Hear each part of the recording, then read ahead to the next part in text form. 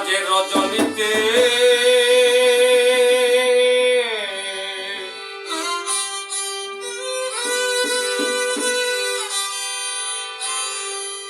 আমার দয়াল নবী মক্কাতে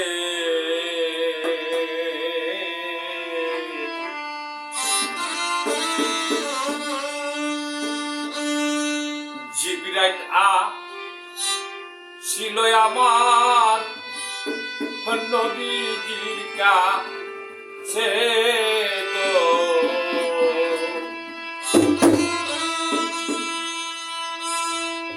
জিবরাইল ছিল আমার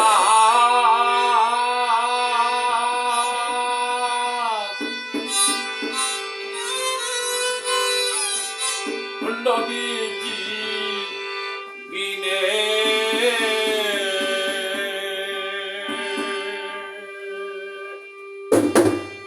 সাল্লাল্লাহু আলাইহি ওয়াসাল্লাম।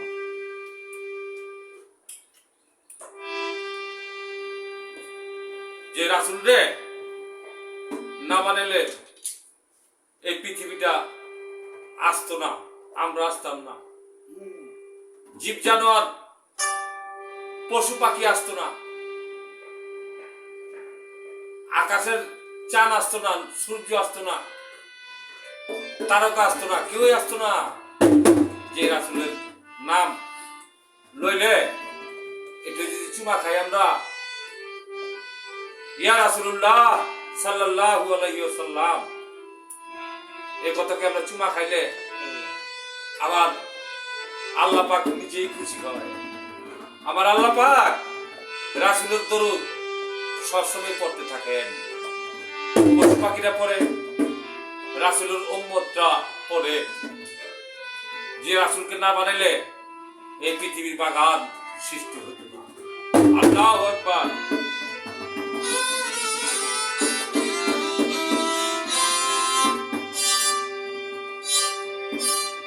মেরাজের যাইতে নবী গো,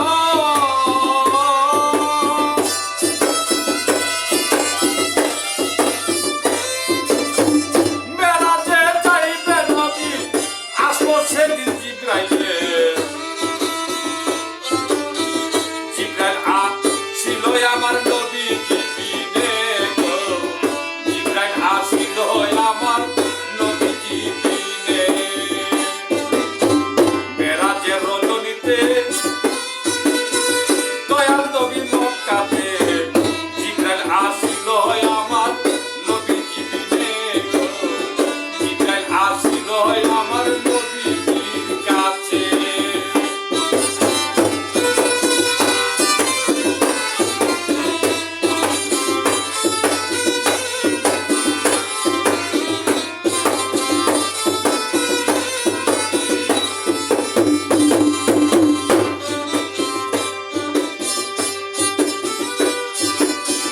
নবীজির ঘরের উপর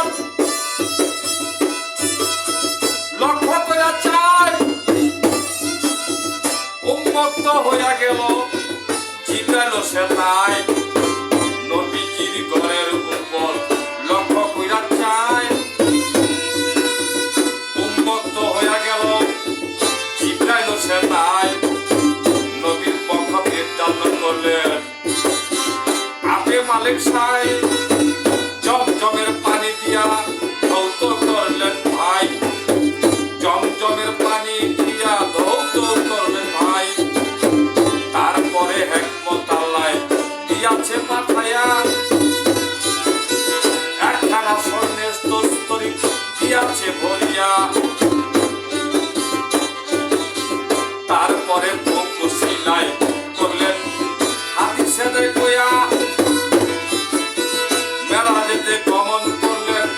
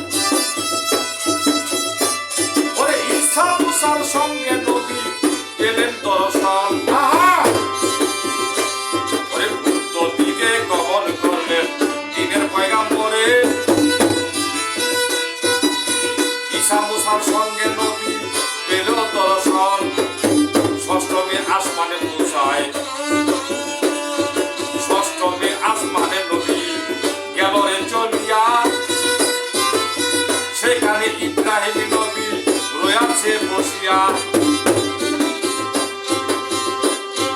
তারপরে সাজদাতুল মুনতাহায় গেল রে চলিয়া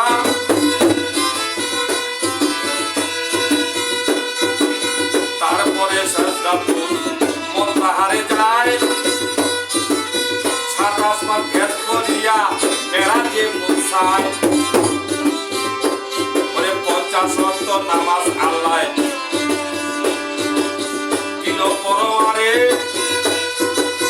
নামাজ নিয়া গেল নবী মুসা নবীর ধারে ওরে মুসা বলে ও নবী বলি যে আপনারে 50 ওয়াক্ত নামাজ আপনার 50 ওয়াক্ত নামাজ আপনার উম্মত পারবে না উম্মতে 50 ওয়াক্ত নামাজ আল্লাহর পারবে না উম্মতে ওরে মুসা বলছে ও নবী ওই আপনার উম্মতেই হবে গতিত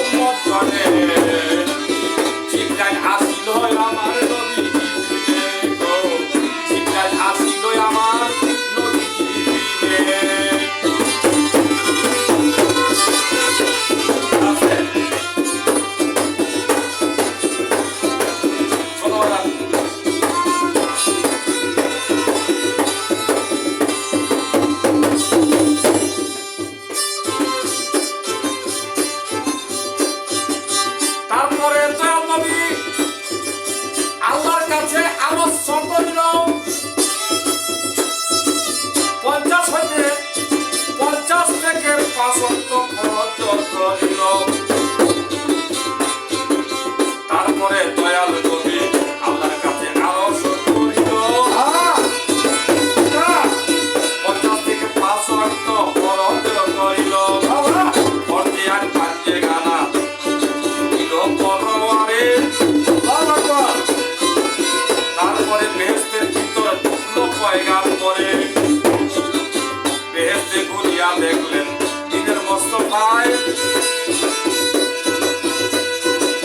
বেহেশতে ঘুরিয়া দেখলেন দিনের মোস্তফায় তারপরে অবতরণ